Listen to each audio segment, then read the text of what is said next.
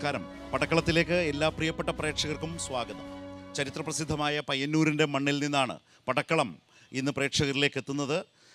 കാസർഗോഡ് ലോക്സഭാ മണ്ഡലത്തിൻ്റെ ഭാഗമായിട്ടുള്ള പയ്യന്നൂർ നിയോജക മണ്ഡലം. ഇവിടെ നിന്നും കാസർഗോഡിൻ്റെ രാഷ്ട്രീയം ഈ തെരഞ്ഞെടുപ്പ് കാലത്ത് എങ്ങനെ, മുന്നണികളുടെ പ്രവർത്തനം, സ്ഥാനാർത്ഥികളുമായി ബന്ധപ്പെട്ട ഒരു പൊതു താരതമ്യം, ഇതെല്ലാം കടന്നു വരുന്ന പടക്കളത്തിലേക്ക് എല്ലാ പ്രിയപ്പെട്ട പ്രേക്ഷകർക്കും സ്വാഗതം. പതിവ് പോലെ തന്നെ പടക്കളത്തെ വളരെയേറെ സജീവമാക്കാൻ ഈ പയ്യന്നൂരിൻ്റെ പൗരാവലിയും സജീവമായി നമ്മൾക്കൊപ്പം ചേരുന്നുണ്ട്. എല്ലാവരെയും സ്വാഗതം ചെയ്യുകയാണ് പടക്കളത്തിലേക്ക്. ഇന്ന് ഈ പടക്കളത്തിൽ 3 മുന്നണികളെയും പ്രതിനിധീകരിച്ച് പങ്കെടുക്കുന്നവരെ ആദ്യം പരിചയപ്പെടാം. Advocate K Brijesh Kumar, Congress UDF. Shri TI Madhusoodanan MLA CPIM LDF. Shri Manulal Melath BJP NDA. എനിക്ക് തോന്നുന്നു MLA യിൽ നിന്ന് തുടങ്ങാമെന്ന് വിചാരിക്കുന്നു. പയ്യന്നൂരിൻ്റെ MLA തന്നെയാണ് പടക്കളത്തിൽ നമ്മൾക്കൊപ്പം പങ്കുചേരുന്ന 3 നേതാക്കളിൽ ഒരാൾ. ഇവിടെ 7 നിയമസഭാ മണ്ഡലങ്ങൾ ഉൾപ്പെടുന്ന കാസർഗോഡ് ലോക്സഭാ മണ്ഡലം ഇപ്പോൾ പ്രചാരണത്തിൻ്റെ ഫെബ്രുവരി അവസാനമാണ് CPIM സ്ഥാനാർത്ഥികളെ പ്രഖ്യാപിച്ചത്. മാർച്ച് 1 മാസം പൂർണ്ണമായും പിന്നിട്ട് തെരഞ്ഞെടുപ്പ് മാസത്തിലേക്ക് കടന്നിരിക്കുകയാണ്. അപ്പോൾ കാസർഗോഡിൻ്റെ ഒരു 7 നിയമസഭാ മണ്ഡലങ്ങളെയും ബന്ധപ്പെടുത്തി കാസർഗോഡ്, മഞ്ചേശ്വരം അടക്കം, ഉദുമ, കാഞ്ഞങ്ങാട്, തൃക്കരിപ്പൂര്, പയ്യന്നൂർ, കല്യാശ്ശേരി അടക്കം ഈ ലോക്സഭാ മണ്ഡലം തിരിച്ചുപിടിക്കാൻ കഴിയുന്ന വിധത്തിലേക്ക് മണ്ഡലങ്ങളുടെ, പ്രദേശങ്ങളുടെ സ്വഭാവത്തിൽ നിന്ന് ആമുഖമായി എന്താണ് MLAക്ക് പറയാനുള്ളത്? സപ്തഭാഷാ സംഗമഭൂമി എന്ന് കാസർഗോഡിനെ വിശേഷിപ്പിക്കാറുണ്ട്. ഇവിടെ പ്രിയപ്പെട്ട ശരത്ത് സൂചിപ്പിച്ചതുപോലെ കാസർഗോഡിനെ ഇടതുപക്ഷ ജനാധിപത്യ മുന്നണി കാണുന്നത് കേരളത്തിലെ ഏറ്റവും ഉറച്ച സീറ്റുകളിൽ ഒന്നായിട്ട് തന്നെയാണ്. കാരണം നമ്മുടെ സംസ്ഥാന രൂപീകരണത്തിന് ശേഷം കാസർഗോഡ് പാർലമെൻറ്റ് മണ്ഡലം ആയി തിരഞ്ഞെടുപ്പ് നടന്നത് ഇത് 16 തവണയാണ്. യഥാർത്ഥത്തിൽ ഇത് 18ാമത്തെ തെരഞ്ഞെടുപ്പാണ്. 51-52 ആദ്യത്തെ തെരഞ്ഞെടുപ്പ് വരുന്നത്. 51 തെരഞ്ഞെടുപ്പിൽ കണ്ണൂരിൽ മത്സരിച്ചത് നമ്മുടെ എല്ലാം പ്രിയപ്പെട്ട സഖാവ് AKG ആയിരുന്നു. 56 കേരള സംസ്ഥാന രൂപീകരണത്തിന് ശേഷമാണ് 57 പാർലമെൻറ്റ് തെരഞ്ഞെടുപ്പിലാണ് കാസർഗോഡ് പാർലമെൻറ്റ് മണ്ഡലം വരുന്നത്. അന്ന് മത്സരിച്ചത് സഖാവ് AKG ആണ്. 57 സഖാവ് AKG ജയിച്ചു. 62-ലും 67-ലും വലിയ ഭൂരിപക്ഷത്തിൽ AKG കാസർഗോഡ് പാർലമെൻറ്റ് മണ്ഡലത്തിൽ നിന്ന് പ്രതിപക്ഷ നേതാവായി ഇന്ത്യൻ പാർലമെൻറ്റിലേക്ക് നടന്നു കയറി. പണ്ഡിറ്റ് ജവഹർലാൽ നെഹ്റു എപ്പോഴും കാതോർത്തിരുന്ന വാക്കുകൾ AKGയുടേതായിരുന്നുവെന്ന് രേഖപ്പെടുത്തപ്പെട്ടിട്ടുള്ളൊരു കാര്യമാണ്. 67 കഴിഞ്ഞ് പിന്നീട് തെരഞ്ഞെടുപ്പ് നടന്നിട്ടുള്ള 4 ഘട്ടങ്ങളിൽ 71-ൽ സഖാവ് VK നായനാർ കാസർഗോഡ് മത്സരിച്ചപ്പോൾ 28,000 വോട്ടിന് നായനാർ പരാജയപ്പെട്ടു. അന്ന് നായനാരെ പരാജയപ്പെടുത്തിയിട്ടുള്ള ശ്രീ രാമേന്ദ്രൻ കടന്നപ്പള്ളി ഇപ്പോൾ ഞങ്ങളുടെ കൂടെയുണ്ട്. 77-ൽ അടിയന്തരാവസ്ഥ കഴിഞ്ഞ് കേരളത്തിൽ മുഴുവൻ സീറ്റിലും ഇടതുപക്ഷം തോറ്റപ്പോൾ കാസർഗോഡ് പാർലമെൻറ്റ് മണ്ഡലത്തിൽ 6,000 ശിഷ്ടം വോട്ടിനാണ് അന്ന് രാമണ്ണ റൈ കടന്നപ്പള്ളിയോട് പരാജയപ്പെട്ടത്. പിന്നീടൊരു തെരഞ്ഞെടുപ്പിൽ പരാജയപ്പെടുന്നത് 84-ൽ CPMൻ്റെ പൊളിറ്റ് ബ്യൂറോ അംഗമായിരുന്ന സഖാവ് E. ബാലാനന്ദൻ മത്സരിച്ചപ്പോഴാണ്. അത് 11,000 വോട്ടിനാണ്. കഴിഞ്ഞ തവണയാണ് 44,000 വോട്ടിന് ഇടതുപക്ഷ ജനാധിപത്യ മുന്നണി സ്ഥാനാർത്ഥി പരാജയപ്പെട്ടത്. ഇത് വ്യക്തമാക്കുന്നൊരു ചിത്രമുണ്ട്. ഏതെങ്കിലും നിലക്കൊരു മഹാഭൂരിപക്ഷത്തിൽ ഇടതുപക്ഷ വിരുദ്ധ ശക്തികൾക്ക് ജയിക്കാൻ പറ്റിയിട്ടുള്ള മണ്ഡലമല്ല കാസർഗോഡ്. ഇപ്പോൾ 7 അസംബ്ലി മണ്ഡലങ്ങളിൽ 5 മണ്ഡലം ഇടതുപക്ഷ ജനാധിപത്യ മുന്നണി MLAമാർ പ്രതിനിധീകരിക്കുന്ന മണ്ഡലമാണ്. 2 മണ്ഡലമാണ് മുസ്ലിം ലീഗിന് പ്രാതിനിധ്യമുള്ള മണ്ഡലമായിട്ട് നിൽക്കുന്നത്. ഇതിൻ്റെ ഒരു പൊതുസ്ഥിതി എടുക്കുമ്പോൾ തീർച്ചയായിട്ടും ഏറ്റവും അഭിമാനകരമായ നിലയിലുള്ള ഭൂരിപക്ഷത്തോടു കൂടി ഇടതുപക്ഷ ജനാധിപത്യ മുന്നണിയുടെ ഏറെ അനുഭവ സമ്പത്തും ധീരമായ നിലയിൽ രാഷ്ട്രീയ പ്രസ്ഥാനത്തെ നയിച്ചു വന്നിട്ടുള്ള നേതൃത്വവുമായിട്ടുള്ള MV ബാലകൃഷ്ണ മാസ്റ്റർ ജയിക്കും എന്നുള്ള ഏറ്റവും ശുഭകരമായിട്ടുള്ള അനുഭവങ്ങളാണ് ജനങ്ങളിൽ നിന്ന് നമുക്ക് കേൾക്കാൻ സാധിക്കുന്നത്. ഏറ്റവും വലിയ നിലയിൽ ഉള്ള ഭൂരിപക്ഷത്തിൽ കാസർഗോഡ് പാർലമെൻറ്റ് മണ്ഡലത്തിൽ ഇടതുപക്ഷ ജനാധിപത്യ മുന്നണി സ്ഥാനാർത്ഥി ജയിക്കും. ബ്രിജേഷ്, UDFനെ സംബന്ധിച്ച് കോൺഗ്രസിന് MLAമാരില്ലാത്ത ലോക്സഭാ മണ്ഡലം 1, 2 ഈ മണ്ഡലത്തിൻ്റെ ഒരു രാഷ്ട്രീയ സ്വഭാവം മുൻപ് പരാജയപ്പെട്ടിട്ടുണ്ട് എങ്കിലും അതിൻ്റെ ഒരു പൊതുവായ സ്വഭാവത്തിൽ ഇടതുപക്ഷത്തോടൊപ്പം നിൽക്കുന്ന ഉറച്ച മണ്ഡലം എന്ന നിലയിൽ പൊതുവെ കരുതപ്പെടുന്ന കാസർഗോഡ് 2019 സംഭവിച്ച ഇടതുപക്ഷത്തിൻ്റെ ഒരു കാഴ്ചപ്പാടിൽ ആ തെറ്റ് തിരുത്താൻ ഇത്തവണ ആദ്യം ഉറപ്പിച്ച് അവർ കണക്കാക്കുന്ന മണ്ഡലങ്ങളിൽ ഒന്നായി. ഇപ്പോൾ MLA പറഞ്ഞത് കേട്ടല്ലോ, കോൺഗ്രസ് MLA മാരില്ല, ലീഗിന് 2 MLA മാരുള്ള ലോക്സഭാ മണ്ഡലം, 2 മണ്ഡലങ്ങളിൽ ഈ ലീഗ് MLA മാരാണുള്ളത്. UDF അങ്ങനെയാണ് അതിൻ്റെ ഒരു പൊതുസ്ഥിതി നിൽക്കുന്നത്. അപ്പോൾ ഇന്നത്തെ ഒരു സാഹചര്യത്തിൽ മണ്ഡലം തിരിച്ചുപിടിക്കാൻ ഏതു വിധത്തിലും വളരെ ശക്തമായി തന്നെ മണ്ഡലം തിരിച്ചുപിടിക്കാൻ ഇടതുമുന്നണി നിൽക്കുന്നു. ബാലകൃഷ്ണൻ മാസ്റ്റർ ആ നിലയിൽ തന്നെയാണ് ഇടതുമുന്നണി കാണുമ്പോൾ എന്താണ് രാജ്മോഹൻ ഉണ്ണിത്താൻ എന്ന് പറയുന്ന ഒരു സിറ്റിംഗ് MP-യിലൂടെ ഈ മണ്ഡലം നിലനിർത്താൻ കഴിയുന്ന അധിക സവിശേഷത UDF സംബന്ധിച്ച്, കോൺഗ്രസിനെ സംബന്ധിച്ച്? നമ്മൾ UDF കഴിഞ്ഞ തവണത്തേക്കാൾ കൂടുതൽ ഭൂരിപക്ഷം നേടി ഈ മണ്ഡലം നിലനിർത്തുമെന്ന ഉറച്ച വിശ്വാസമുള്ളവരാണ്.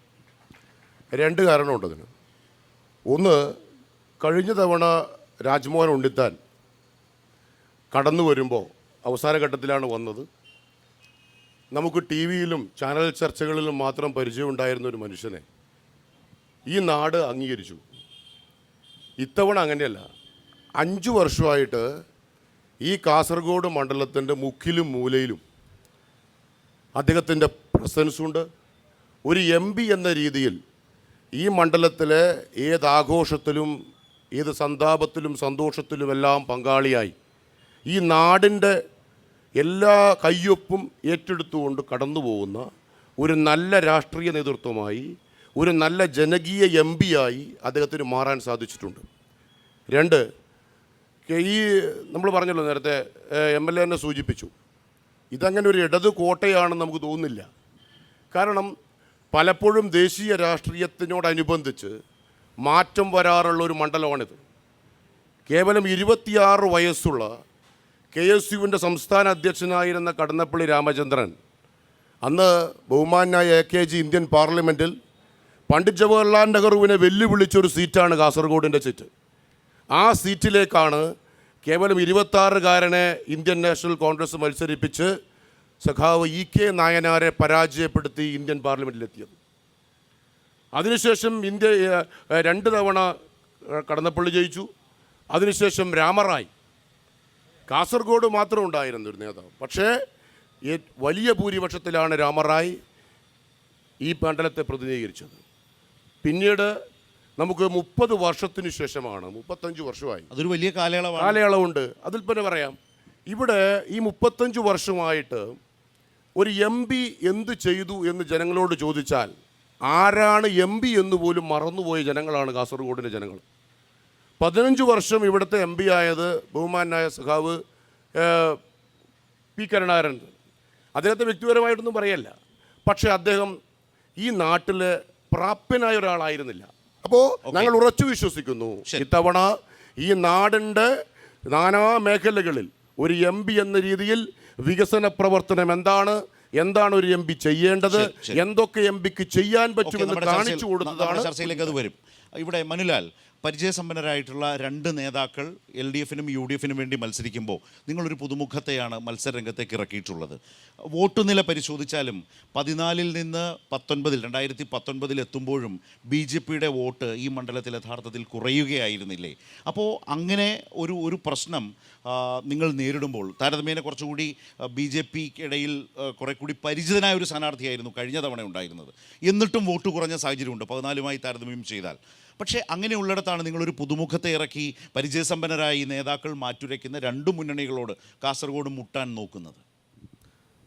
കാസർഗോഡ് ഈ തെരഞ്ഞെടുപ്പിൽ പ്രധാനമായിട്ടും കഴിഞ്ഞ 10 വർഷക്കാലമായിട്ട് നമ്മുടെ രാജ്യം ഭരിച്ചുകൊണ്ടിരിക്കുന്ന നരേന്ദ്രമോദി സർക്കാർ ചെയ്തിട്ടുള്ള ജനക്ഷേമ പദ്ധതികൾ, ആ ഒട്ടനവധി ജനക്ഷേമ പദ്ധതികൾ ഈ തെരഞ്ഞെടുപ്പിൽ ചർച്ചയാവും.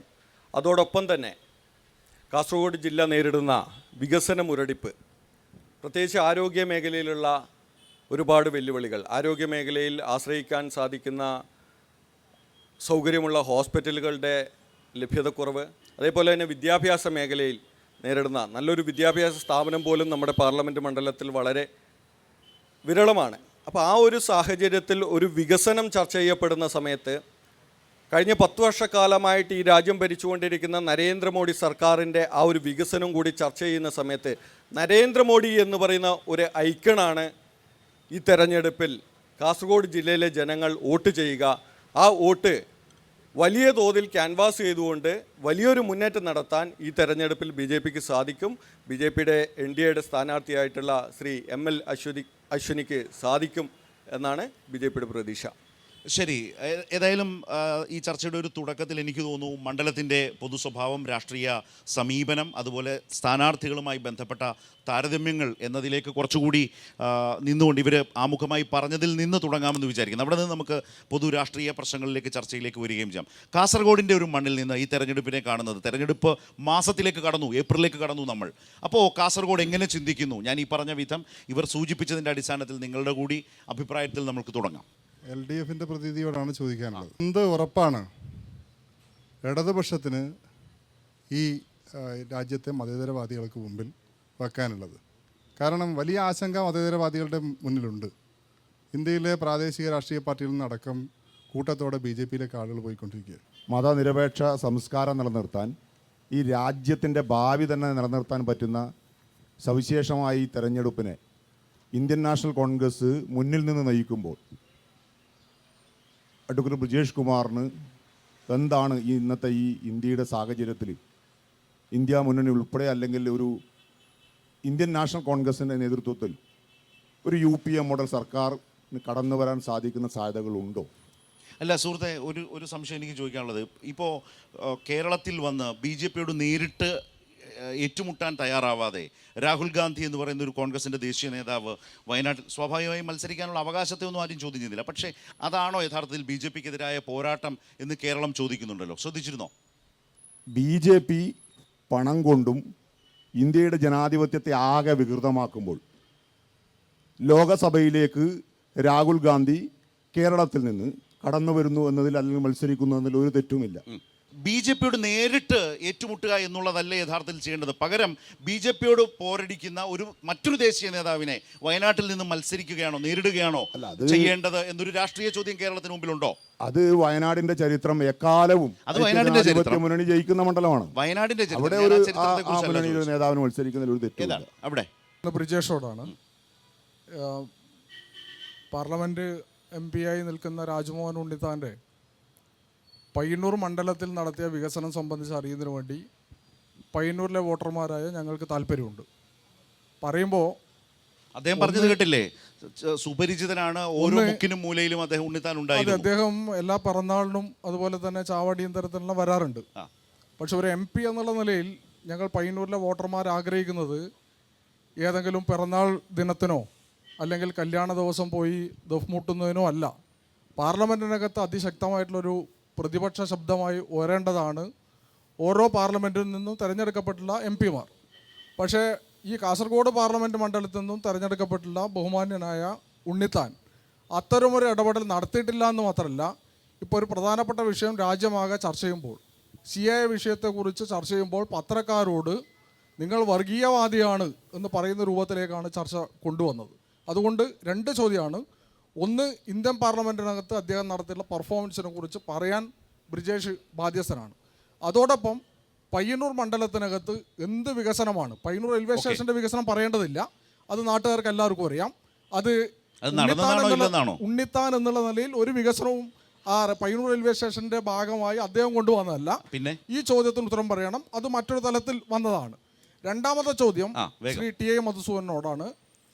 ഇന്ത്യൻ പാർലമെന്റിനകത്ത് ഇടതുപക്ഷത്തിന്റെ ഈ പുതിയ കാലത്തെ പ്രസക്തി എന്താണ്? ഇന്ത്യയിലെ വലിയ ന്യൂനപക്ഷം വിഭാഗത്തിൽപ്പെട്ട ആളുകളെല്ലാം ആശങ്കകളാണ്. ഇടതുപക്ഷത്തിന്റെ ഒരു പ്രസക്തി കൂടി അത് വന്നു കഴിഞ്ഞു. ആദ്യത്തെ ചോദ്യത്തിൽ അത് ഉണ്ടായിരുന്നു. ആദ്യം ശ്രീ മധുസൂദൻ MLA, താങ്കളിൽ നിന്ന് തുടങ്ങാം, ബ്രിജേഷിലേക്ക് വരാം, BJPയിലേക്കും വരാം, എന്നിട്ട് അടുത്ത റൗണ്ട് നിങ്ങളുടെ അഭിപ്രായങ്ങളിലേക്ക് വരാം. വ്യക്തിപരമായി ഒരു സ്ഥാനാർത്ഥിയെയോ രാഷ്ട്രീയ നേതാവിനെയോ ആക്ഷേപിക്കുന്നതിൽ ഒരു തരത്തിലും താല്പര്യമില്ല. ഞങ്ങളുടെ നിലപാടതല്ല. അപ്രാപ്യനായ വലിയ കഴിവൊന്നുമില്ലാത്ത ഒരാളാണ് ശ്രീ P. കരുണാകരൻ എന്ന നിലയിൽ പറഞ്ഞിട്ടുള്ളത്. ബ്രിജേഷ് പിൻവലിക്കുന്നത് ഉചിതമായിരിക്കും എന്നുള്ളതാണ് വിനയത്തോടു കൂടിയിട്ടുള്ള അഭിപ്രായം. അദ്ദേഹം 15 വർഷം MP ആയിരുന്നിട്ടുണ്ട്. ഞാനതിൻ്റെ ഒരു ദീർഘമായിട്ടുള്ള പട്ടിക ഇവിടെ എനിക്ക് സമയം തരുമെങ്കിൽ ഞാൻ പറയും. അതിൻ്റെ മുഴുവൻ കാര്യങ്ങൾ ഞാൻ പറയും. അദ്ദേഹം 15 വർഷം ഈ മണ്ഡലത്തിൽ ചെയ്തിട്ടുള്ള വികസന കാര്യങ്ങൾ എണ്ണി എണ്ണി പറയും. അതിൽ ഒരു സംശയവും ഞങ്ങളെ സംബന്ധിച്ചിട്ടില്ല. അഭിമാനകരമായ രീതിയിലുള്ള വികസന മുന്നേറ്റം കേന്ദ്ര ഗവൺമെൻറ്റിൽ നിന്ന് സമ്മർദ്ദം ചെലുത്തി നമുക്ക് വാങ്ങാൻ കഴിയേണ്ട ഓരോ കാര്യവും വാങ്ങിക്കുന്നതിൽ ഇന്ത്യയിൽ തന്നെ പെർഫോമൻസിൽ ഏറ്റവും മികച്ചു നിൽക്കുന്ന MP ആയിരുന്നു CP കരുണാകരൻ. അദ്ദേഹം ഡിബേറ്റിൽ പങ്കെടുത്തത്, ബില്ലുകൾ അവതരിപ്പിച്ചതിൽ, പാർലമെൻറ്റിൽ കേരളത്തിൻ്റെ ശബ്ദമായിട്ട് തലയുയർത്തി നിൽക്കുന്നതിൽ, അദ്ദേഹത്തിൻ്റെ 3 പുസ്തകങ്ങൾ ബ്രിജേഷിന് ഞാൻ തരാൻ സന്നദ്ധമാണ്. പാർലമെൻറ്റിൽ അദ്ദേഹത്തിൻ്റെ പ്രസംഗങ്ങളൊക്കെ അടങ്ങിയിട്ടുള്ള ഇംഗ്ലീഷിലുള്ള 3 പുസ്തകം. ബ്രിജേഷിന് അത് എളുപ്പത്തിൽ മനസ്സിലാവുന്ന കാര്യമായിരിക്കും. ആ പുസ്തകം ഞാൻ തരാം. എൻ്റെ കയ്യിൽ ഇപ്പോഴും ഉണ്ട്, ഞാനത് തരാം. ഏറ്റവും നന്നായി പാർലമെൻറ്റിൽ ശോഭിച്ചിട്ടുള്ള ഒരാളാണ്. നിങ്ങൾ ആലോചിച്ച് നോക്കേണ്ടത്, ഈ കാസർഗോഡ് പാർലമെൻറ്റ് മണ്ഡലത്തിൽ പിന്നെ AKG പരാജയം നടത്തിട്ട് മടങ്ങിപ്പോയി, അതല്ലെങ്കിൽ EK നായനാർ തോറ്റു. ഞാൻ ചോദിക്കുന്നത്, ഇന്ദിരാഗാന്ധി തോറ്റിട്ടുള്ളതാണ് ഇന്ത്യയിൽ. ഇന്ദിരാഗാന്ധിയെക്കാളും വലിയ നേതാവൊന്നും നമ്മുടെ ഈ ഒരു കാലത്ത് ഉണ്ട് എന്ന് പറയാൻ പറ്റില്ലല്ലോ. കോൺഗ്രസ്സിനായാലും ദേശീയ രാഷ്ട്രീയത്തിലായാലും നമുക്കറിയാം. അമേഠിയിൽ കഴിഞ്ഞ തവണ ആരാ ജയിച്ചത്? മത്സരിച്ചത് രാഹുൽ ഗാന്ധിയാണ്. കഴിഞ്ഞ തെരഞ്ഞെടുപ്പിൽ ഉത്തർപ്രദേശിൽ അമേഠിയിൽ മത്സരിച്ചിട്ടുള്ള രാഹുൽ ഗാന്ധി തോറ്റതെന്തുകൊണ്ട് എന്നെങ്കിലും പരിശോധിക്കുന്നതിന് വേണ്ടി കോൺഗ്രസ് നേതൃത്വം സന്നദ്ധമാവുക. രാഹുൽ ഗാന്ധി തോക്കരുത് എന്ന് ആഗ്രഹിക്കുന്നവരാണ് ഞങ്ങൾ. അത് കോൺഗ്രസിനോട് പ്രതിപത്തിയുള്ളത് കൊണ്ടല്ല, വയനാട്ടിൽ ഇന്ത്യയിലെ രാഷ്ട്രീയത്തോട് താല്പര്യമുള്ളത്. വയനാട്ടിൽ രാഹുൽ ഗാന്ധി, വയനാട് എന്ന് പറയുന്നത് യഥാർത്ഥത്തിൽ നിങ്ങൾ ഇങ്ങനെ ഒരു ഗതികെട്ട നിലയിൽ അലഞ്ഞു തിരിയരുത് എന്നുള്ള വിനയപൂർവ്വമുള്ള അഭ്യർത്ഥനയുണ്ട്. തലയെടുപ്പോടെ മത്സരിക്കണം. തോറ്റാ തോറ്റോട്ടെ എന്ന് വെച്ചാൽ വയനാട്ടിലെ രാഹുൽ ഗാന്ധിയുടെ സ്ഥാനാർത്ഥിത്വത്തെ രാഷ്ട്രീയമായി അംഗീകരിക്കാൻ കഴിയില്ല. അംഗീകരിക്കാൻ കഴിയുന്നൊരു കാര്യമേ അല്ല. മത്സരിക്കുന്നതിനൊന്നും ഞങ്ങളാരും എതിരല്ല. ഇപ്പോൾ രാഹുൽ ഗാന്ധിക്ക് എവിടെയും മത്സരിക്കാം. കാസർഗോഡ് വന്നിട്ട് മത്സരിച്ചൂടെ? ഞങ്ങൾക്ക് എതിർക്കാൻ വേണ്ടി പറ്റില്ല. പക്ഷേ രാഷ്ട്രീയ ധാർമ്മികത ഉണ്ടാവണം അതിൽ. ആരെയാണ് എതിർക്കുന്നത്? ഇന്ത്യയിലെ മുഖ്യ ശത്രുവായിട്ട് കോൺഗ്രസ് മുന്നോട്ടേക്ക് വെക്കുന്നത് ഞങ്ങൾ മനസ്സിലാക്കിയിടത്തോളം BJP ആണ്. നിങ്ങൾ ആരെയാ വയനാട്ടിൽ എതിർക്കുന്നത്? ഇനിയിപ്പോൾ നാളെ പറഞ്ഞുകൂടായിക്കില്ല ഞങ്ങൾ വയനാട്ടിലും BJP ആണ് എതിർക്കുന്നതെന്ന് പറഞ്ഞുകൂടായിക്കില്ല. അതൊരു തമാശയായിട്ടല്ലേ ആൾ കാണുള്ളൂ. നിങ്ങൾ ആരെയാണ് എതിർക്കേണ്ടത്? അവർക്ക് നേരെ നിന്ന് എതിർത്ത് ഇന്ത്യയിലെ മതേതര ശക്തികളെ യോജിപ്പിക്കേണ്ട ഉത്തരവാദിത്വം കോൺഗ്രസിൻ്റെ ഉത്തരവാദിത്വമാണ് എന്ന് കരുതുന്നവരാണ് ഞങ്ങൾ. ആ നിലയിലുള്ള ഉത്തരവാദിത്വം നിർവഹിക്കുന്നതിന് കോൺഗ്രസ് സന്നദ്ധമാണ്. പിന്നിവിടെ എന്താ ഇടതുപക്ഷത്തിൻ്റെ ഗ്യാരണ്ടി? ഞാൻ അഭിമാനത്തോടു കൂടിയിട്ട് പറയുന്നു, വിലക്കെടുക്കാൻ പറ്റാത്തവരായിട്ട് ഇന്ത്യൻ രാഷ്ട്രീയത്തിൽ തലയെടുപ്പോടെ നിൽക്കാൻ പറ്റുന്നത് ഇന്ത്യയിലെ ഇടതുപക്ഷമാണ്. രണ്ട് കാര്യം ഞാൻ പറയാം. ത്രിപുരയിൽ നിന്നുള്ള ഒരു വനിതാ MP ജർണ ദാസ്, ഞാനത് അവരെക്കുറിച്ചിട്ട് വായിക്കുമ്പോൾ തന്നെ ഞങ്ങളുടെയൊക്കെ മനസ്സിലൊരു പുതിയ ഉണർവും പുതിയ ആവേശവും ഉണ്ട്. ചെറിയ പാർട്ടിയാണ് CPM. അവർ ഇന്ത്യയുടെ ആഭ്യന്തരമന്ത്രിയായിട്ടുള്ള അമിത്ഷായെ കാണാൻ വേണ്ടി പോയി. അവരുടെ സംസ്ഥാനത്തിലെ ചില കാര്യങ്ങൾ അവതരിപ്പിക്കുന്നതിന് വേണ്ടിയിട്ടാണ് പോയത്. അമിത്ഷാ അവരെ ഇരുത്തി, എന്നിട്ട് പറഞ്ഞു ത്രിപുരയിൽ നിന്നുള്ള MP ആണെന്ന് പറഞ്ഞു. എനിക്കറിയാം നിങ്ങൾ CPMൻ്റെ പ്രതിനിധിയാണെന്ന് എനിക്കറിയാം. നിങ്ങൾ എന്തിനാണ് ഈ ചെറിയ പാർട്ടിയിൽ ഇങ്ങനെ നിന്ന് ബുദ്ധിമുട്ടുന്നത്? ആ പാർട്ടിയൊക്കെ അവസാനിക്കാൻ വേണ്ടി പോവുകയാണ്. നിങ്ങൾ ഞങ്ങളുടെ കൂടെ വന്നോളൂ, നിങ്ങൾക്ക് ഏറ്റവും മാന്യമായിട്ടുള്ള പരിഗണന ഞങ്ങൾ തരും. ജർണാദാസ് എന്ന് പറയുന്ന ത്രിപുരയിൽ നിന്ന് വന്നിട്ടുള്ള കമ്മ്യൂണിസ്റ്റുകാർ പറഞ്ഞു, എൻ്റെ അവസാനത്തെ ശ്വാസം വരെയും ഞാൻ ഈ ചെങ്കൊടി ഉയർത്തിപ്പിടിച്ചുകൊണ്ട് പോരാടും. നിങ്ങളുടെ കൂടെ വരാനല്ല ഞാനിവിടെ വന്നത്. നിങ്ങൾ ഇന്ത്യയുടെ ആഭ്യന്തര വകുപ്പ് മന്ത്രിയാണ്. നിങ്ങളോട് ആ മന്ത്രി എന്ന നിലയിൽ നിങ്ങളോട് ചില കാര്യങ്ങൾ ആവശ്യപ്പെടുന്നതിന്, ഞങ്ങളുടെ ആവശ്യങ്ങൾ നിങ്ങളുടെ മുന്നിൽ സമർപ്പിക്കുന്നതിന് വന്നതാണ്. മറ്റൊരു കാര്യം നിങ്ങൾ എടുക്കുക. മഹാരാഷ്ട്രയിൽ ഈ സമീപകാലത്തല്ലേ റിസോർട്ട് രാഷ്ട്രീയം നമ്മൾ കണ്ടത്? കോൺഗ്രസ്സുകാർക്ക് MLA ആയാലും MP ആയാലും ധൈര്യപൂർവ്വം പുറത്തുവിടാൻ ശേഷിയുണ്ടോ കോൺഗ്രസ്സിന്? ആര് ഏത് സമയത്ത് എടുത്തുകൊണ്ടുപോകുമെന്ന് ഞാൻ കഴിഞ്ഞ നിയമസഭയിൽ രമേശ് ചെന്നിത്തല പ്രസംഗിച്ചതിന് ശേഷമാണ് എനിക്ക് പ്രസംഗിക്കാൻ അവസരം കിട്ടിയത്. അദ്ദേഹം വളരെ ശക്തമായിട്ട് ഇടതുപക്ഷത്തെ ഞങ്ങൾ എതിർത്തു. ഞാൻ അദ്ദേഹത്തോട് മല്ലികാർജുൻ ഖാർഗെ, അദ്ദേഹം കഴിഞ്ഞ പാർലമെൻറ്റ് സമ്മേളനത്തിൻ്റെ ഘട്ടത്തിൽ ഫെബ്രുവരി 9 വരെ 10 വരെ നീണ്ടു നിന്നിട്ടുള്ള സമ്മേളനത്തിൻ്റെ ഘട്ടത്തിലാണ് BJP വൈറ്റ് പേപ്പർ പ്രസിദ്ധീകരിച്ചപ്പോൾ ഇവർ ബ്ലാക്ക് പേപ്പർ കരിമ്പത്രം പ്രസിദ്ധീകരിച്ചു. അതിൽ 2 കാര്യങ്ങൾ. ഒന്ന് ഇപ്പോൾ കേരളത്തിൽ പ്രസക്തമാണ്. സംസ്ഥാന സർക്കാരുകളെ ഏറ്റവും നീചമായി നികൃഷ്ടമായി ചവിട്ടിത്താഴ്ത്തുന്ന, അവരുടെ ശ്വാസം മുട്ടിക്കുന്ന നിലപാട് കേന്ദ്ര ഗവൺമെൻറ് സ്വീകരിക്കുന്നു. എല്ലാ വിഭാഗം ആളുകളും ഒറ്റക്കെട്ടായിട്ട് നിന്ന് എതിർക്കേണ്ടതാണ് ഈ കാര്യം പറയുന്നത് മല്ലികാർജുൻ ഖാർഗെ. രണ്ടാമതൊരു കാര്യം കൂടി ഞാൻ പറഞ്ഞു പൂർത്തീകരിക്കാം. അദ്ദേഹം പറഞ്ഞു, ഈ കാലയളവിൽ 411 MLA-മാരെ BJP വിലക്കെടുത്തിട്ടുണ്ട്. ആര് പറയുന്നു? കോൺഗ്രസിൻ്റെ അഖിലേന്ത്യാ പ്രസിഡന്റ് മല്ലികാർജുൻ ഖാർഗെ പറയുന്നു 411 MLA-മാർ ഈ കാലയളവിൽ BJP വിലക്കെടുത്തിട്ടുണ്ട്. ഞാനിതവിടെ സംസാരിക്കാൻ തുടങ്ങിയപ്പോൾ കോൺഗ്രസ്സുകാർ കുറച്ച് ബഹളാക്കി. ഞാൻ പറഞ്ഞു ബഹളം വെക്കണ്ട, ആളെ ലിസ്റ്റ് ഞങ്ങളുടെ കയ്യിലുണ്ട്. അതിലെത്ര മുഖ്യമന്ത്രിമാരുണ്ടായിരുന്നു, അതിലെത്ര മന്ത്രിമാരുണ്ടായിരുന്നു. 411-ൽ 90% പേരും കോൺഗ്രസ്സുകാരാണ് BJP വിലക്കെടുത്ത് കൊണ്ടുപോയിട്ടുള്ള MLA-മാരെന്ന് നമ്മൾ കാണുന്നുണ്ട്. ഇവിടെ ഇപ്പോഴുള്ള MP എത്ര കാലം ഇതിലുണ്ടാവും? ഈ കോൺഗ്രസ് എത്ര കാലം കോൺഗ്രസ് ആയിട്ട് നിൽക്കും? ആശങ്കയൊക്കെ ഉണർത്തുന്ന നിലയിൽ ബ്രിജേഷിനും ആ വിഷമവും ആശങ്കയും ഉണ്ടാവും എന്ന് തന്നെയാണ് ഞങ്ങൾ കരുതുന്നത്. വിശ്വസിക്കാൻ പറ്റാത്ത രാഷ്ട്രീയമായിട്ട് ഈ രാഷ്ട്രീയം മാറുന്നു എന്നുള്ളതിലാണ് ഇടതുപക്ഷത്തിൻ്റെ പ്രസക്തി. ഇന്ത്യൻ പാർലമെൻറ്റിൽ തലയുയർത്തി നിന്ന് ജനങ്ങൾക്ക് വേണ്ടി നിൽക്കാൻ പറ്റുന്ന ശക്തി ഇപ്പോഴും എപ്പോഴും ഇടതുപക്ഷമാണ് എന്ന് ഞങ്ങൾ പറയുന്നു. ഇതാ ഏറ്റവും അവസാനം ഇപ്പം നടന്നിട്ടുള്ള ഈ ദില്ലിയിൽ അരവിന്ദ് കെജ്രിവാളിനെതിരായിട്ട് നടന്നിട്ടുള്ള ഏറ്റവും വലിയ ബഹുജന മുന്നേറ്റം.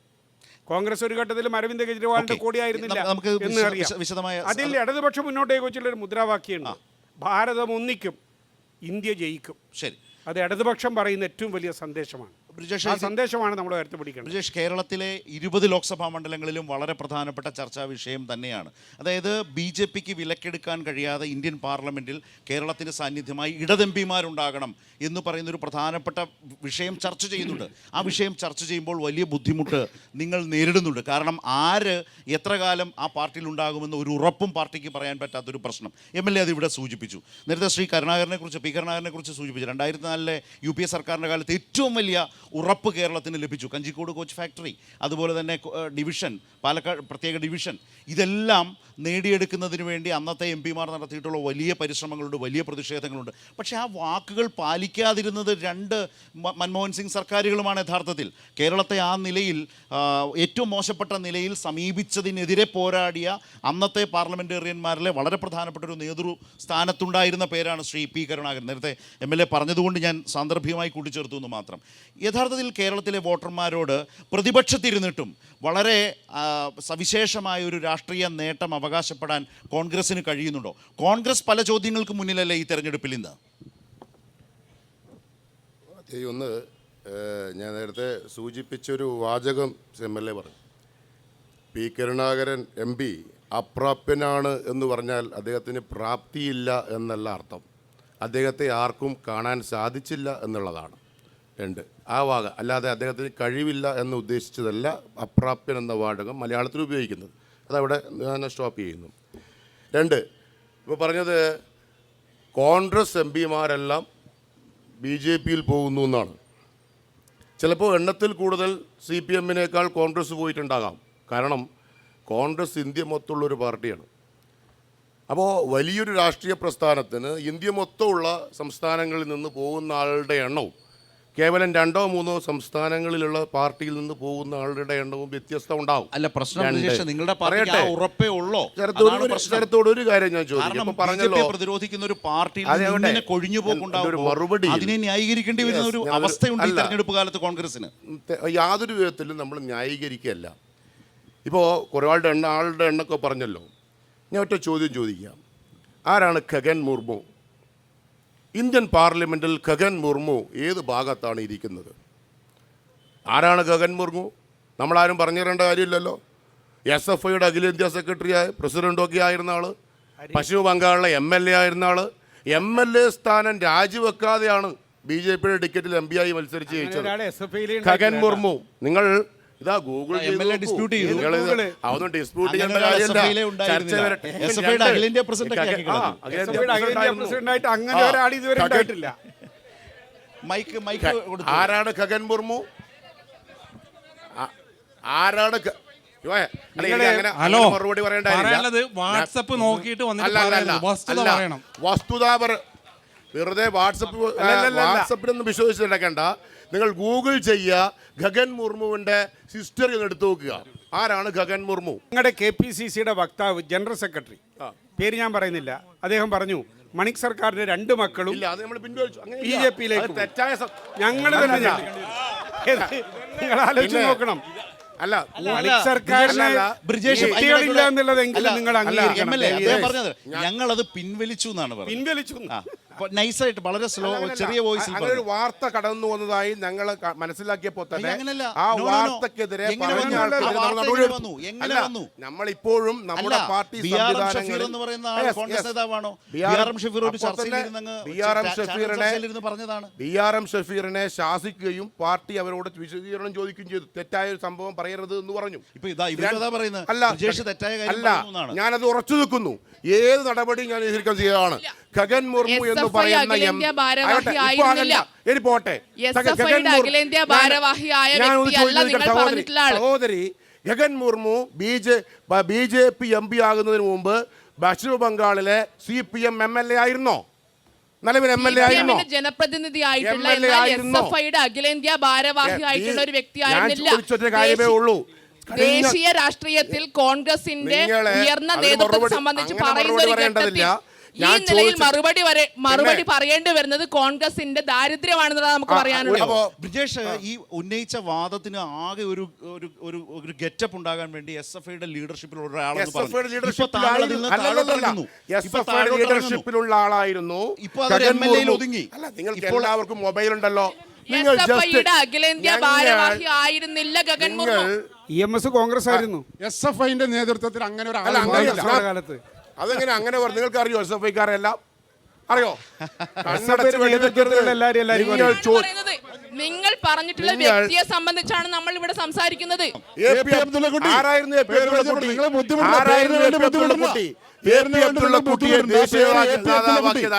CPM ആദ്യമായി ഇവിടുന്ന് ജയിപ്പിച്ചു കൊണ്ടുപോയതാരാ? CPM MP ആക്കിയതാരാ? CPM. പിന്നീട് BJP പോയി.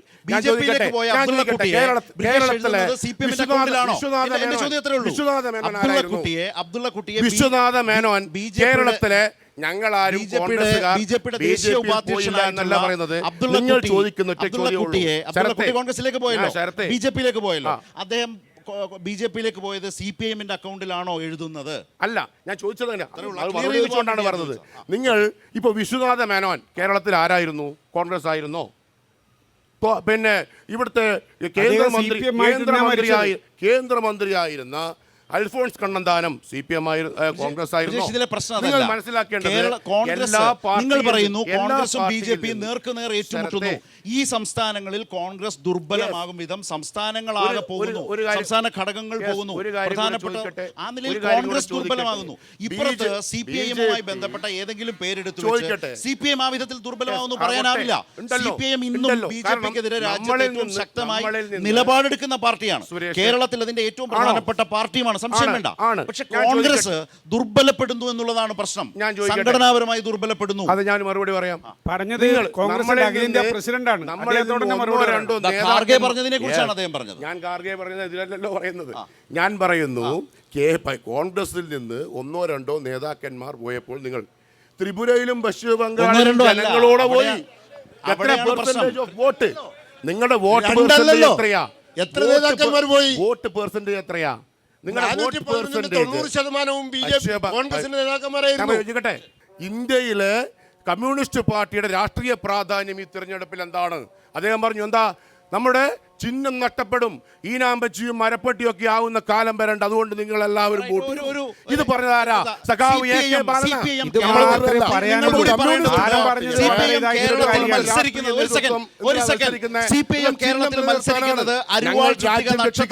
സംരക്ഷിക്കാൻ വേണ്ടി മാത്രമാണോ?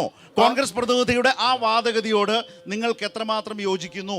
വർഗീയതയ്ക്കെതിരായ പോരാട്ടമെന്ന് CPM ഇടതുമുന്നണി വിശേഷിപ്പിക്കുമ്പോൾ ചിഹ്നം സംരക്ഷിക്കാൻ വേണ്ടിയാണോ CPM ഈ തെരഞ്ഞെടുപ്പിൽ പോരാടുന്നത്? നിങ്ങളുടെ അഭിപ്രായത്തിലേക്ക് കോൺഗ്രസിന് ഏതെല്ലാം ചിഹ്നം ഉണ്ടായിരുന്നു? ഇപ്പല്ലേ ഈ ചിഹ്നം വന്നത്? രാഷ്ട്രീയത്തിന്റെ ബാലപാഠം അറിയുന്നവർക്ക് അറിയാം. ഈ പ്രാദേശിക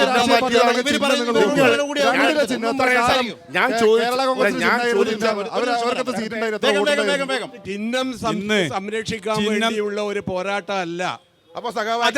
ഞാൻ പറയട്ടെ, ഞാൻ പറയുന്നത് നിങ്ങൾ മറുപടി പറഞ്ഞാൽ മതി. ഞാൻ പറയുന്നത് നിങ്ങൾ കേട്ടിട്ട് മറുപടി പറഞ്ഞോ. ചിഹ്നം സംരക്ഷിക്കാൻ വേണ്ടിയിട്ടാണോ സുപ്രീം കോടതിയിൽ ഈ ഇടതുപക്ഷവും CPM-ഉം കേസ് നടത്തിയത്? ഇലക്ട്രൽ ബോണ്ടിനെതിരായിട്ട് സമരം നടത്തിയത്? ചിഹ്നത്തിന് വേണ്ടിയാണ്. ഇലക്ട്രൽ ബോണ്ട് കേസ് നമ്മൾ കൊടുത്തു തരാൻ അറിയുള്ളൂ. ഏതിനു വേണ്ടിയിട്ടാ? മധ്യപ്രദേശിലെ ദേശീയ മഹിളാ തലത്തിൽ- കോൺഗ്രസ് നേതാവാണ് ദേശീയ തലത്തിൽ ആദ്യമായി നിങ്ങൾ ഇലക്ട്രൽ മറുപടി ബോണ്ടിനെതിരെ പറയണം. കേസ് നിങ്ങൾ കൊടുത്തത്. പറയേണ്ട അദ്ദേഹത്തിന്റെ രണ്ട് പേര് ഞാൻ മറുപടി. പറഞ്ഞുതരാം. നിങ്ങൾ മറുപടി പറയേണ്ട രണ്ട് കാര്യം: ഒന്ന്, ഇലക്ട്രൽ ബോണ്ട്; രണ്ടാമത്തെ കാര്യം, ദേശീയ തലത്തിൽ BJP-ക്കെതിരായ ഒരു മുന്നണി ഉണ്ടാക്കാൻ വേണ്ടി നേതൃത്വപരമായ പങ്ക് വഹിച്ചിട്ടുള്ള ഒരു പാർട്ടി CPM ആണ്. കോൺഗ്രസിനെ അടക്കം വിളിച്ചു ചേർത്തിയിട്ട് അല്ലേ? എത്രയാണ് നിങ്ങളുടെ അല്ല ബ്രിജേഷ്, ഒരു വലിയ പ്രോബ്ലം ഉണ്ട്. ഇതിന്റെ ഉത്തരം വേറൊരു തരത്തിൽ കൂടി പറയാം. ഇന്ത്യൻ രാഷ്ട്രീയത്തിൽ മതേതരത്വത്തിന് വേണ്ടി ഇന്ന് ഇന്ത്യ മുഴുവൻ ഉറ്റുനോക്കുന്ന ഒരേ ഒരു പാർട്ടി ഇടതുപക്ഷമാണ്, കമ്മ്യൂണിസ്റ്റ് പാർട്ടിയാണ്. ഇന്ത്യയുടെ സ്ഥാനാർത്ഥി പ്രതിനിധിയോട് ഒരു ചോദ്യമുണ്ട്. അതായത് ചെയ്തതൊന്നും കാണാതെ എന്തെങ്കിലും ചെറുത് ചെയ്ത് മാധ്യമ ശ്രദ്ധയുണ്ടാക്കി ജനങ്ങളെ വഞ്ചിക്കുന്ന ഒരു നിലപാടുമായി കടന്നു പോകുമ്പോൾ ഈ മതം അല്ലാതെ മറ്റെന്തെങ്കിലും NDA പ്രതിനിധിക്ക് പറയാനുണ്ടോ എന്നും അറിയാനുണ്ട്.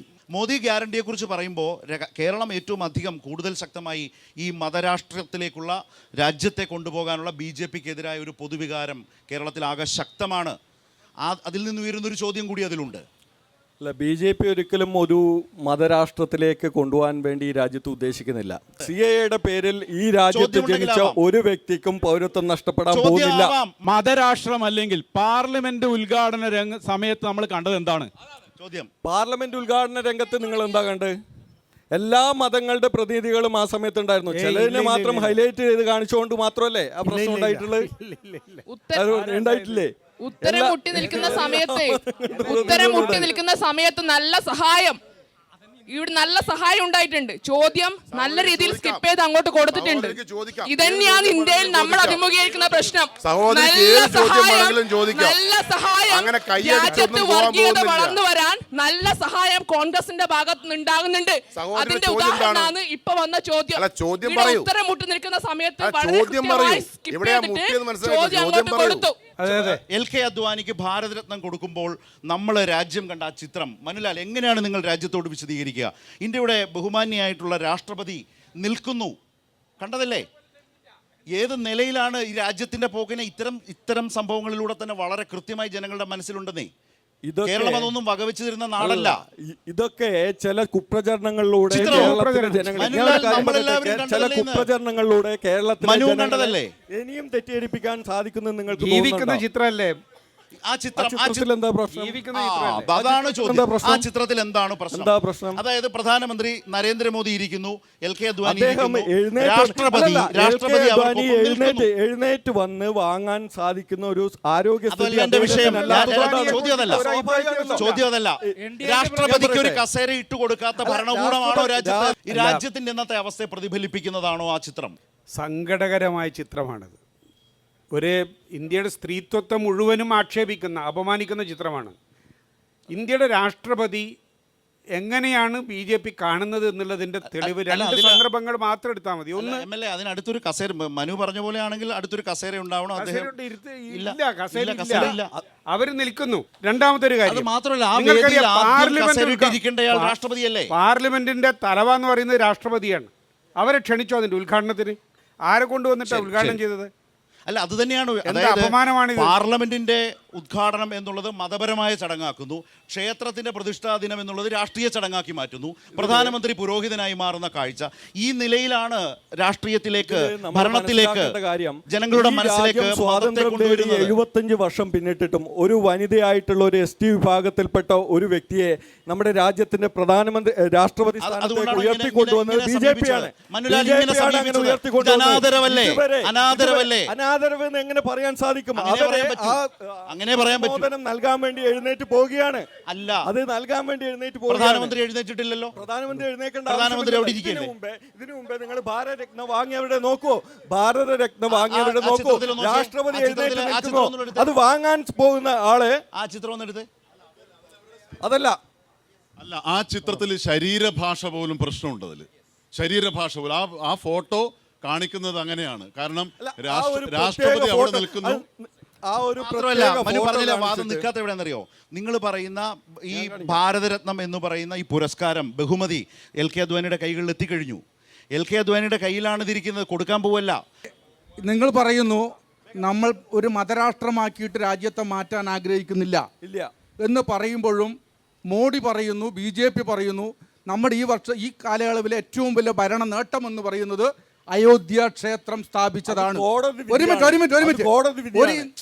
ഭരണഘടന പ്രകാരം ഒരു ഇന്ത്യൻ പ്രധാനമന്ത്രി പറയേണ്ടതാണോ ഈ രാജ്യത്തെ ഏറ്റവും വലിയ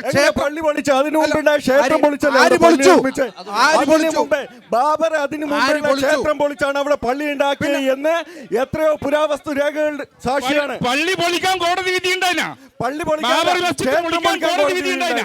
നിങ്ങൾ ഈ പറഞ്ഞു കാസർഗോഡ് പാർലമെന്റ് മണ്ഡലത്തിന്റെ വികസന പിറകോട്ട് പോക്കും ഇവിടുത്തെ ചികിത്സ കുറവ് എല്ലാം നിങ്ങൾ ചൂണ്ടിക്കാണിച്ചിട്ടുണ്ട്. നിങ്ങൾ വിദ്യാഭ്യാസ രംഗത്തടക്കം ഇവിടെ പറയുന്നുണ്ട്. അത് ഈ പയ്യന്നൂരിൻ്റെ മണ്ണിൽ നിന്നുകൊണ്ട് വിദ്യാഭ്യാസ രംഗത്തും ആരോഗ്യ രംഗത്തും ഈ കേരളം നേടിയ നേട്ടം ഇവിടെ നിങ്ങൾ ഭരിക്കുന്ന പിന്നെ മറ്റു സംസ്ഥാനങ്ങൾ എന്നിട്ടാണോ ഒരു അസുഖം വന്നു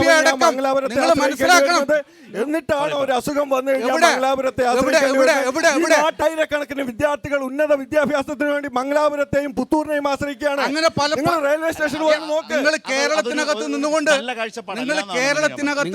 അങ്ങനെ പറയാൻ വേണ്ടി കഴിയില്ല. നിങ്ങൾക്ക് മണിപ്പൂരിൽ നിന്ന് കണ്ണൂരേക്കാണ് വരുന്നത്. മണിപ്പൂരിൽ നിന്ന് കണ്ണൂരേക്ക് സർവകലാശാലയിലേക്ക് വരുന്നുണ്ട്. സംസാരിച്ചോളൂ. ഇവിടെ അടിസ്ഥാനപരമായ ആ വാദത്തിൽ ഒരു കാര്യം കൂടെ പറയാനുണ്ട്. ഇപ്പം പിന്നെ മംഗലാപുരത്തേക്ക് പോകുന്നില്ല. ഇന്ത്യയിൽ നിന്ന് പുറത്തേക്ക് എത്ര വിദേശ രാജ്യങ്ങളിലെ സ്റ്റുഡൻസ് പോകുന്നുണ്ട് പഠിക്കാൻ? ഏറ്റവും കൂടുതൽ പോകുന്ന കേരളത്തിൽ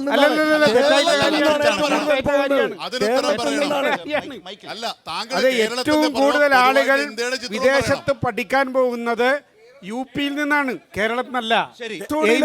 കേന്ദ്ര ഗവൺമെന്റ് തരേണ്ടതാണ്. കാസർഗോഡ് ജില്ലയിൽ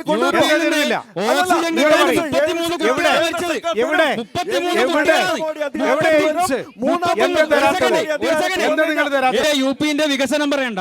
33 കുട്ടികളാണ് UP-യിൽ നിന്ന് ഓക്സിജൻ കിട്ടാണ്ട് വരുന്ന മരണപ്പെട്ടത്.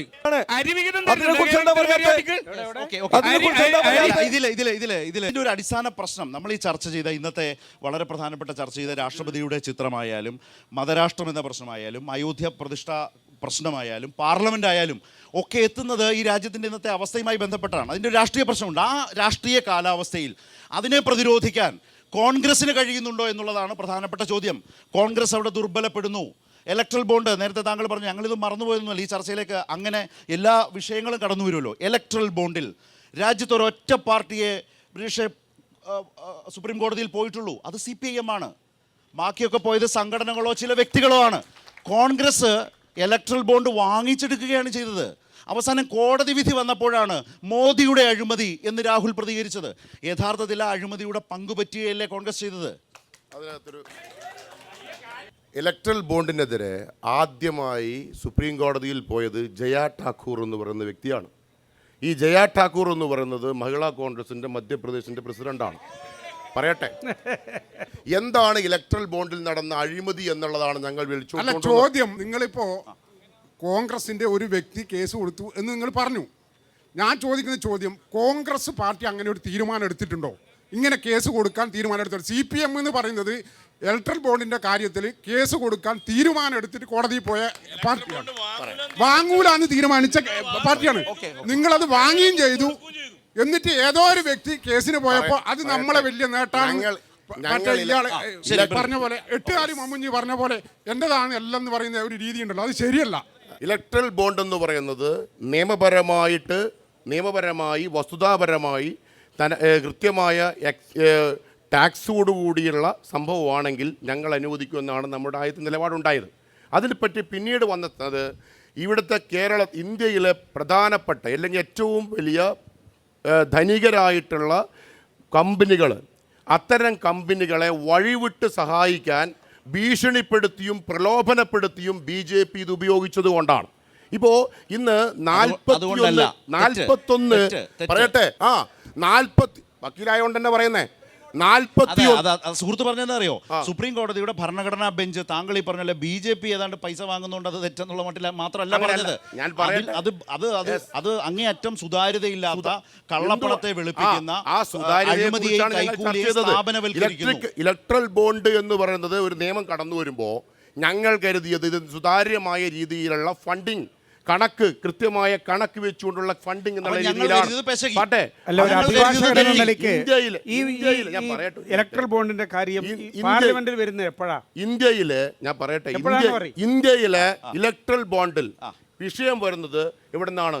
41 കമ്പനികളെ കരിമ്പട്ടികയിൽപ്പെടുത്തേണ്ട ഇഡിയും CBIയും IT-യും ഇൻകം ടാക്സും അടക്കമുള്ള കമ്പനികളെ കൊണ്ട് CBIയെ കൊണ്ട് ഭീഷണിപ്പെടുത്തുകയും അന്വേഷണം ചെയ്യുമ്പോ അവരെ കൊണ്ട് മെഗാ കൺസ്ട്രക്ഷൻ ഉൾപ്പെടെ ഇന്ത്യയിലെ ഏറ്റവും വലിയ കമ്പനിയൊന്നും 6,700 കോടി. ഈ വിഷയം എന്ന് മനസ്സിലായി.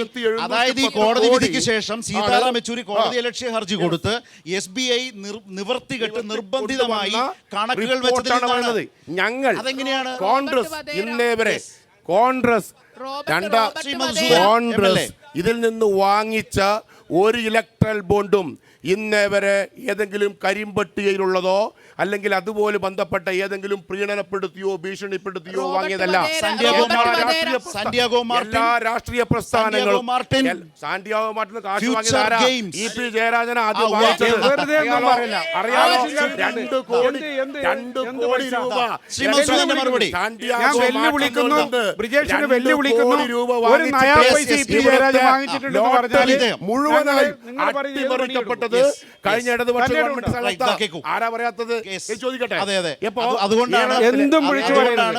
അന്നത്തെ ധനകാര്യമന്ത്രിയായ തോമസ് എന്തും വിളിച്ചു പറയുന്നത്. ഒരു നയാ പൈസ EP ജയരാജൻ വാങ്ങിച്ചിട്ടില്ല. എവിടെയും എല്ലാ കാലഘട്ടത്തിലും പാർട്ടി എല്ലാ കാലത്തും ഏത് പാർട്ടിയും ഫണ്ട് ഇലക്ട്രൽ ബോണ്ടിൽ കോൺഗ്രസിന്റെ വാദം ഈ പറഞ്ഞ വിധമാണെങ്കിൽ അത് നിലനിൽക്കത്തക്കതാണോ? അതിലെ പെശകെന്താണ്? 2017 ഇലക്ട്രൽ ബോണ്ട് സംബന്ധിച്ച് പാർലമെൻറ്റിൽ വരുമ്പോൾ കോൺഗ്രസിൻ്റെ നിലപാടെന്തായിരുന്നു? ഒന്നും ആലോചിച്ചിട്ടില്ലല്ലോ, അനുകൂലമായിരുന്നു. 2018 ഇതിൻ്റെ ഗതി മനസ്സിലാക്കി CPM സുപ്രീം കോടതിയിൽ പോയി. കക്ഷി ചേരാൻ കോൺഗ്രസ് ഉണ്ടായിരുന്നോ? ഇല്ല.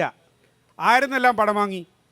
നിങ്ങൾ ഈ പണം വാങ്ങിയ ലിസ്റ്റ് പ്രസിദ്ധീകരിക്കുക. സുപ്രീം കോടതി ഇടപെടുന്നത് വരെ ഇടപെടേണ്ടി വന്നത് എപ്പോഴാണ്? സീതാറാം യെച്ചൂരി കോർട്ടലക്ഷ്യമാണ്, SBI കണക്ക് അവതരിപ്പിക്കാൻ സന്നദ്ധമല്ല, ജൂൺ കഴിഞ്ഞിട്ട് ഞങ്ങൾ കണക്ക് തരാമെന്ന് പറഞ്ഞപ്പോൾ സീതാറാം യെച്ചൂരി വീണ്ടും കോടതിയിൽ പോയി. അദ്ദേഹം പറഞ്ഞു, ഒരു ബട്ടൺ അമർത്തിയാൽ കിട്ടുന്ന കണക്കാണ് SBI മറച്ചു വെക്കുന്നത്, അതുകൊണ്ട് കോടതി ഇടപെടണം.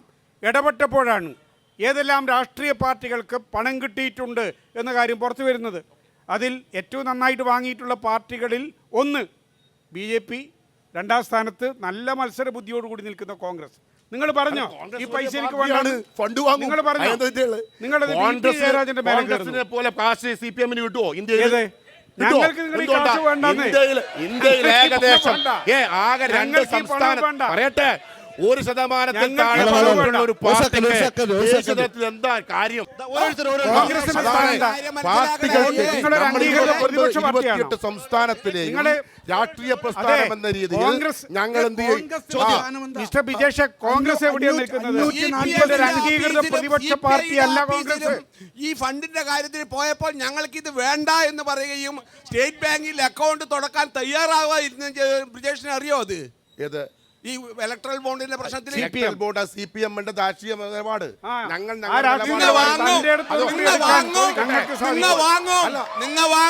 BJP-യുടെ കൂടെ പോവുകയും പണം സ്വീകരിക്കില്ലെന്ന് പറഞ്ഞ ഒരേ ഒരു പാർട്ടി CPM ആണ്. ആയിക്കോട്ടെ, എന്താ അതാണ് നിലപാട്. പെട്ടിയിൽ വെച്ചിട്ട് പണം വാങ്ങി പെട്ടിയിൽ വെച്ചിട്ടല്ലേ ഈ വർത്തമാനം പറയുന്നത്? സംരക്ഷിച്ചു ഇന്ത്യൻ പാർലമെന്റിൽ പൈസ കിട്ടിയോ ഇന്ന് വരെ CBI എവിടെയും പറഞ്ഞിട്ടില്ല. റിപ്പോർട്ട് എങ്ങനെ കിട്ടിയത്? ഇതുവരെ ആരും പറയാത്ത CPM-ന്റെ ദേശീയ നേതൃത്വം പോലും പറയാത്ത റോബർട്ട് മുഖർജിക്ക് പൈസ കിട്ടി സഹോദരി എങ്ങനെ മനസ്സിലാക്കി?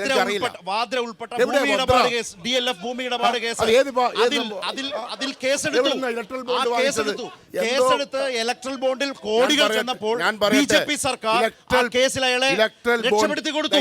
ഗൗരവമായ വിഷയമാണ്.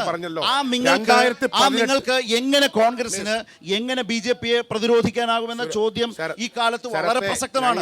2018 ഇലക്ട്രൽ ബോണ്ടിങ് കൃത്യമായി അക്കൗണ്ടബിൾ ആണ്. ബാങ്കിങ് ത്രൂ മാത്രമേ, ബാങ്കിങ് ത്രൂ നിയമപ്രകാരം അങ്ങനെയാണ്. 2018 ഇന്ത്യൻ പാർലമെന്റ് അവതരിക്കപ്പെട്ട ഇലക്ട്രിക്കൽ ബോണ്ട് നിയമത്തിന് പ്രകാരം ഇവിടെ ഇലക്ട്രൽ ബോണ്ട് വഴി പാട്ട കുലുക്കിയും മറ്റും കാശ് വാങ്ങാതെ ഇലക്ട്രൽ ബോണ്ട് വഴി കൃത്യമായ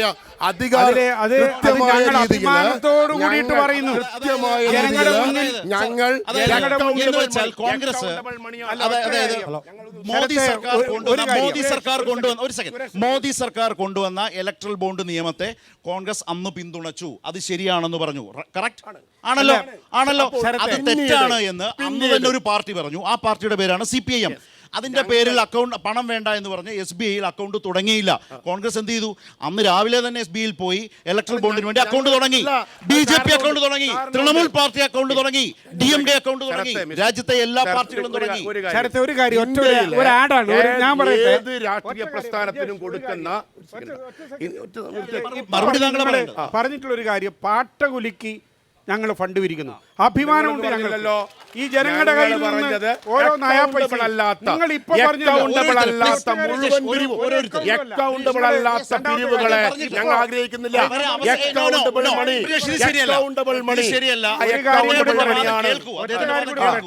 നിങ്ങൾ ഇപ്പൊ പറഞ്ഞു ഞങ്ങളുടെ ഫണ്ട് മുഴുവനും കേന്ദ്ര ഗവൺമെന്റ് ഇങ്ങനെ ബ്ലോക്ക് ചെയ്തിരിക്കുന്നു.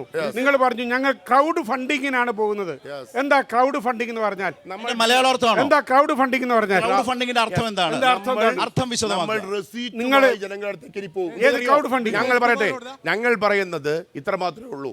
ഇലക്ട്രൽ ബോണ്ട് വരുമ്പോ ഇലക്ട്രൽ ബോണ്ട് ആക്ട് വഴി ഇന്ത്യൻ പാർലമെന്റിൽ ബക്കറ്റ് പിരിവിലൂടെയാണ് അത് പറഞ്ഞല്ലോ, ചോദിച്ചല്ലോ. നമ്മൾ ബക്കറ്റ് കൈ നീട്ടിയാൽ ജനങ്ങൾ കോടി തരും. ജനങ്ങൾ കോടി തരും. നിങ്ങൾ മനസ്സിലാക്കണം. ആ കോടികളെ കുറിച്ച് ചർച്ച ചെയ്യാം. 1000 വീട്, ആ കോടികളെ കുറിച്ച് നമുക്ക് ചർച്ച ചെയ്യാം. 1000 വീട് കേരളത്തിൽ നിർമ്മിച്ചു കൊടുക്കുന്നത് എത്ര വീട് നിങ്ങൾ ആക്കി കൊടുത്തു? ഒന്ന് പറ.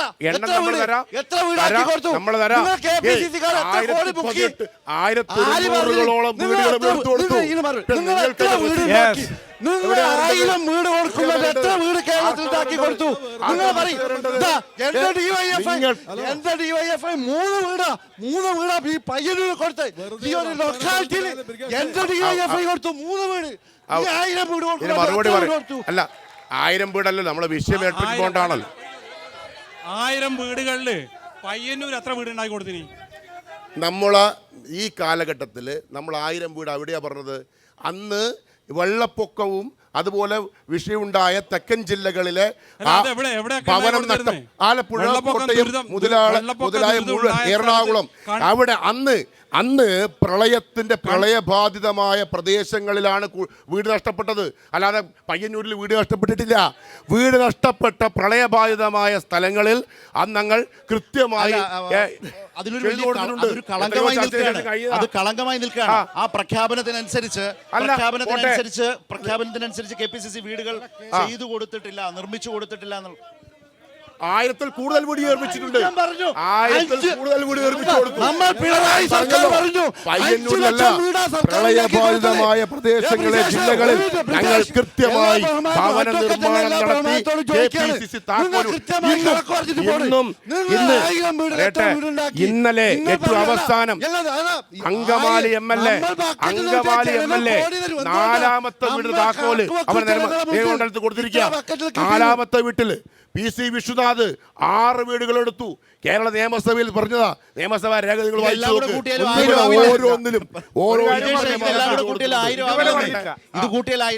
പ്രശ്നം എന്താണ്? അദ്ദേഹം പറഞ്ഞ കാര്യം വളരെ പ്രസക്തമാണ്. കേരളത്തിൽ ഇതിനോടകം 3,80,000 ലൈഫ് വീടുകൾ പൂർത്തിയായി. ഒരു സെക്കൻഡ്. കേരളത്തിൽ ഇതിനോടകം ഇപ്പോൾ സർക്കാരിനോട് നിങ്ങൾ എത്ര വീട് വെച്ചു കൊടുത്തു എന്ന് ചോദിച്ചാൽ ലൈഫിലൂടെ 3,80,000 വീടുകൾ വെച്ചു കൊടുത്തു. 5 ലക്ഷത്തിലേക്ക് പോകുന്നു. കണക്കുകൾ അവതരിപ്പിക്കുന്നു. ഇപ്പോൾ പുതിയ ഗഡു അവതരിപ്പിച്ചു. പക്ഷെ കോൺഗ്രസിന് ജനകീയ പ്രശ്നങ്ങളോട് ഈ വിധം വസ്തുനിഷ്ഠമായി മറുപടി പറയാൻ കഴിയുന്നുണ്ടോ? പയ്യന്നൂർ പടക്കളം ഇവിടെ അവസാനിക്കുന്നില്ല. നാളെയും തുടരും ഇതേ സമയം.